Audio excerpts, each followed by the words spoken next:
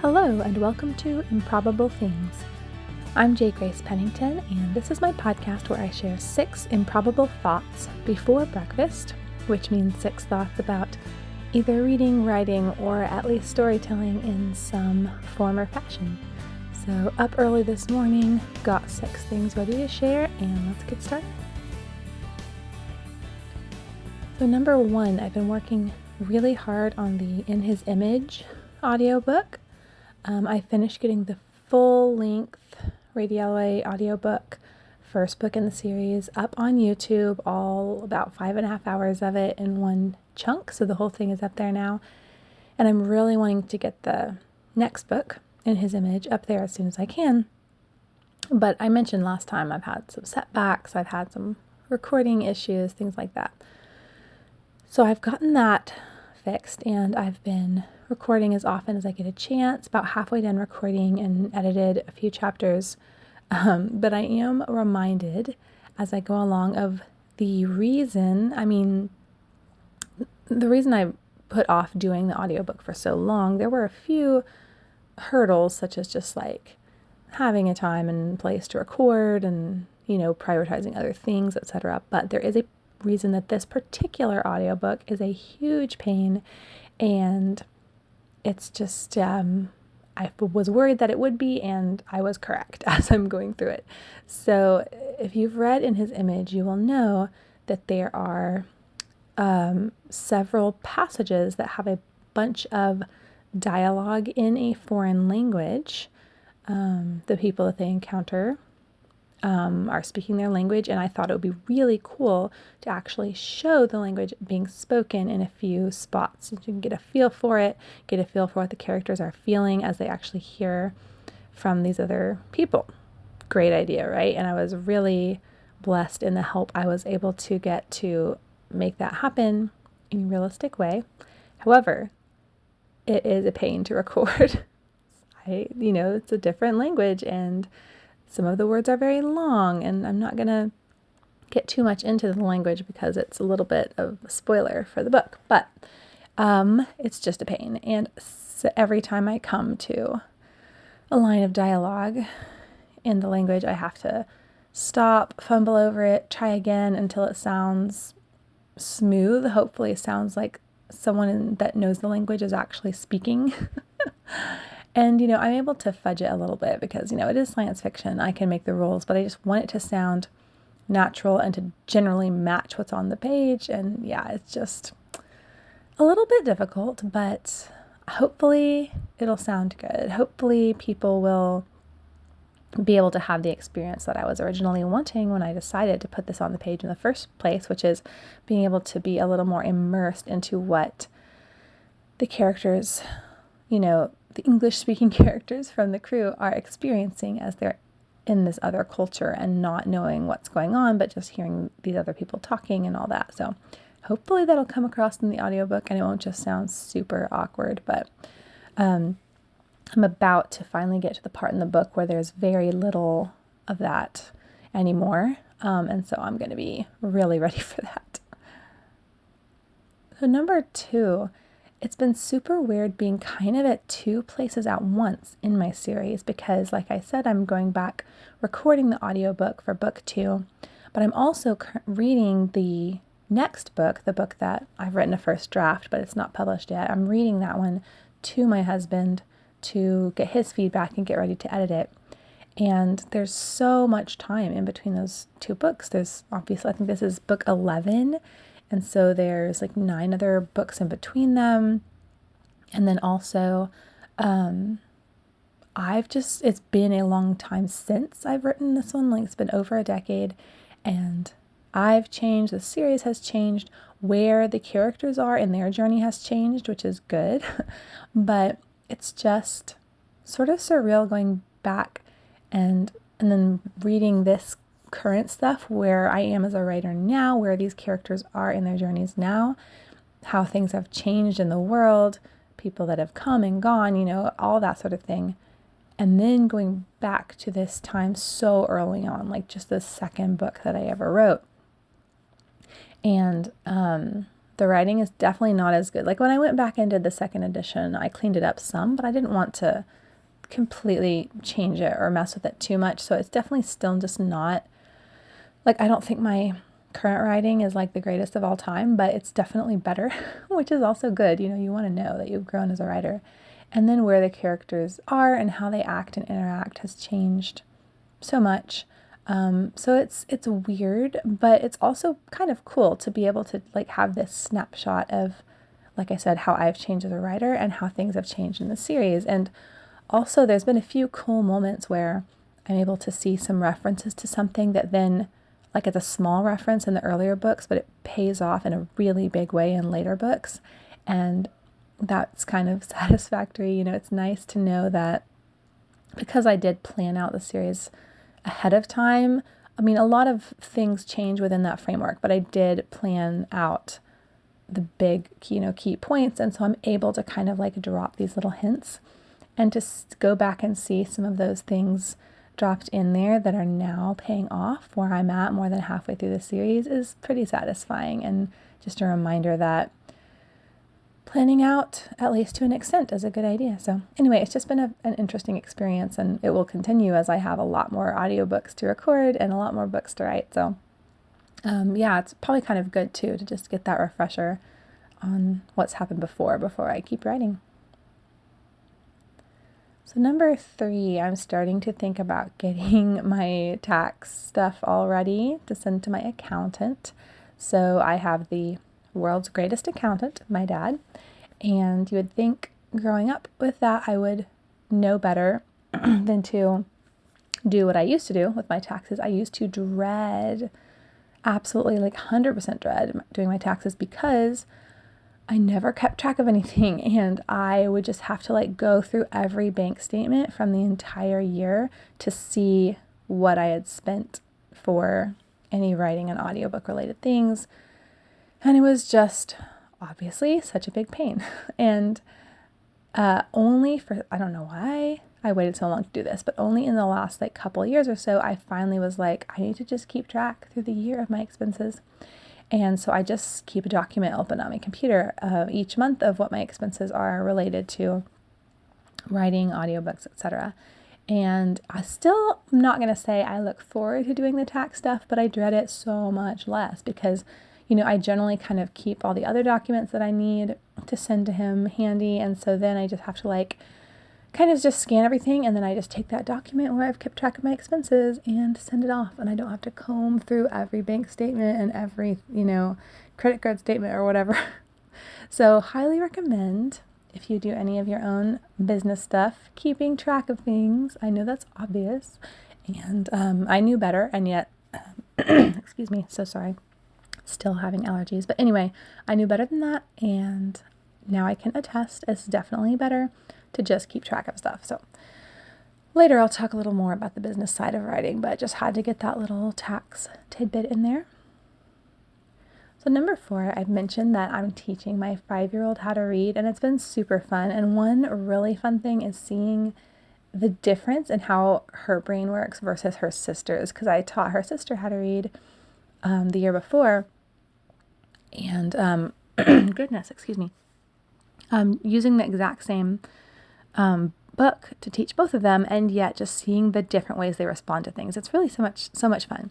But one thing that just cracks me up is that every time my April, who's 5, reads a word, sounds out a word or whatever, she is just absolutely driven to like use the word in some over dramatic way, like right then. And so like she'll read the word mean, and she immediately has to go, no, don't be mean. Or she'll read the word rat, and she'll be like, no, rats, we don't want rats all over our house. She just has to say some crazy, like silly thing about the word every single time. And it's funny, but it's also like reminding me, like she is making this connection about the meaning of the word more than just the sounds, which is obviously very important.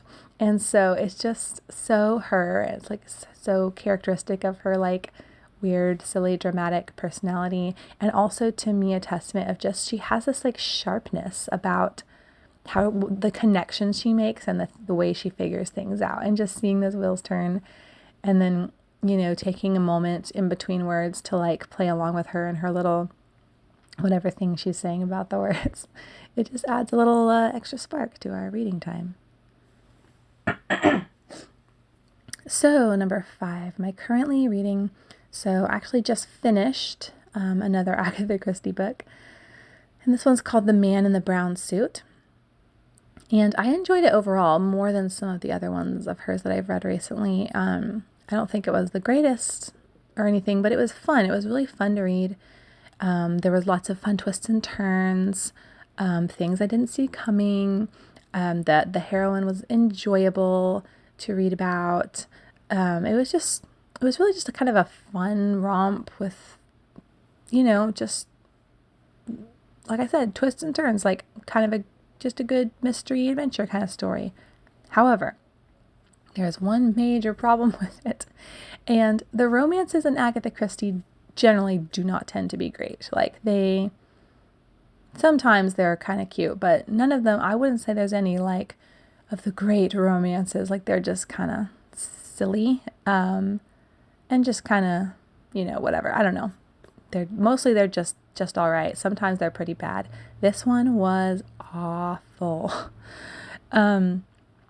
And it was very like love at first sight for no reason, which is already annoying. And then the love interest for this girl, he is so like rude all the time. Like, as soon as he meets her and she instantly falls in love with him, he's rude to her. He's like always super rude. And just some of the things he says, oh my goodness, it's horrible. I was just, as I'm reading, like, what is wrong with this girl? Like, somebody tell her. Like, literally, the worst part is she has been spending all this time with him, and she says to him, like, to tease him, she's like, so should I go marry somebody else? And he says to her, if you marry anybody else, I'm going to track him down and strangle him and then drag you back here and beat you black and blue. And I'm just like, girl, this is what we call red flags. Like, this is not good. It was so bad, and this is supposed to be like so romantic. So anyway, that was super annoying and super weird, but otherwise it was a fun book. So yeah, just do not recommend marrying that kind of person. So number 6, one thing I'm doing a lot of thinking about, partly just the new year and taxes and everything, and partly just on sort of always reassessing this, is just like the difficulties of trying to use writing as a business, especially in a changing world. Like, because not just the world, but like the industry and the technology and all that is just constantly changing. So something that works at one point is not going to work later. And that's one of the major problems that I have. One part is that I think, creatives do not tend to naturally be business people. I am not a natural salesperson, do not have naturally a head for business. And so all of that is very outside my comfort zone. But then on top of that, even when I, really try to push and learn those things, and I've done a lot of different things to try to learn advertising and different things like that, it's just difficult because you'll find one thing that works really well, and then things change in the market and in, just the system, and it will not work anymore, and you have to figure out something new. And that can be really frustrating. I think it's frustrating for anyone, but then especially I tend to be so like routine driven and like to, find the way to do things and keep it that way. And so I struggle with it. And as an example, I know I've talked a lot, like the past couple of years, I'd had a lot of success doing Kindle Vella.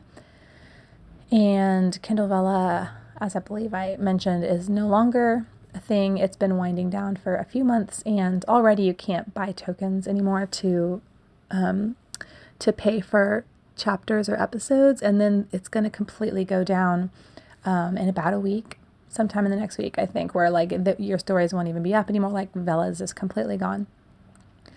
And that's just, so now like I'm having to change course. And that's happened before with other things. Like, there'll be things that worked really well. Like with audiobooks, like I was super successful with audiobooks for a couple years. And while now it's not bad, but it's nowhere near what it used to be because things just change. And, it's just, unfortunately, that's just how it is. But so now I'm, I decided to try to go the direction of getting monetized on YouTube and like putting audiobooks there and seeing how that goes and stuff. But it's just so difficult to try to figure out what to invest, how much, and just what's the wisest use of time, like all that sort of thing, being able to adapt, just being a good steward of the time and resources, and how much do you even pursue making it a business? Like, I know plenty of people that have started off pushing really hard to make a business out of it and then have ended up just saying, I can't do this. This is not for me. I'm just going to write for pleasure. And, that's totally fine. But I just have not ever reached the point where I was ready to give up on it, despite, the ebbs and flows. And having those times of, greater success is definitely helpful. Like, it helps you see that there is a place for this and that there are possibilities, and that's very encouraging. But it's definitely hard to just, but then I'm going to be like, I'm not going to make this some sort of like full-time job. Like, I have other things, other priorities, and I don't want to like spend so much time on the business side of things that I'm not having time to do the actual writing and the creative process and stuff, which is a concern a lot of people have found trying to go into the indie publishing. So it's hard, a lot of decisions to be made, and then again to be remade because things are constantly changing. So, but the nice thing with the YouTube thing, we'll see how it goes because I'm pushing for it, but I don't know how it's going to go yet. There's still a long way to go and a lot of things to figure out. But the nice thing with it is that it does not involve a lot of, financial investment, unlike some kinds of advertising and promotion. And it does also involve, a creative outlet, like actually making videos to get out there is sort of keeping my creative juices going. And that's really nice too, like that there is that component to it. So, and I don't want to put all my eggs in that basket either because I have no idea how that's going to go. And so continuing to also just publish and get more books out there and that sort of thing, do some promotions. But it's just hard because you're choosing by being an independent author to also have to do the business side of things. And yet that's something, like I said, so far outside your comfort zone. So, it's just one of those struggles. But to me, it's worth it to have the independence. So I keep reminding myself of that too. Like, I could be going a different route with this that maybe wouldn't require so much of the business side of things from me.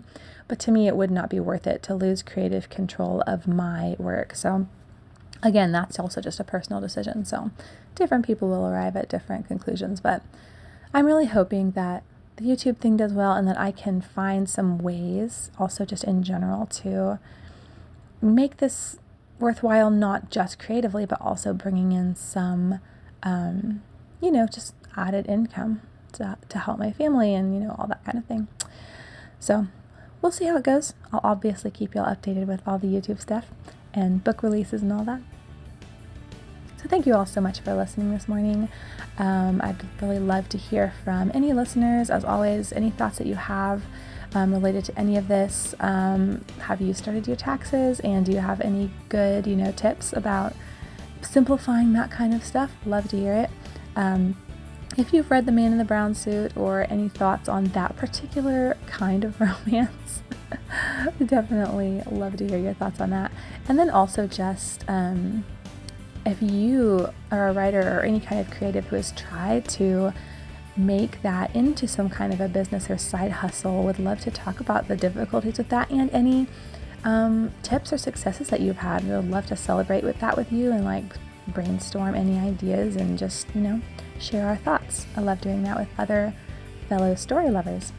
So again, thank you all so much for listening. I hope that everyone has a great day and a great weekend ahead, and stay improbable. Bye.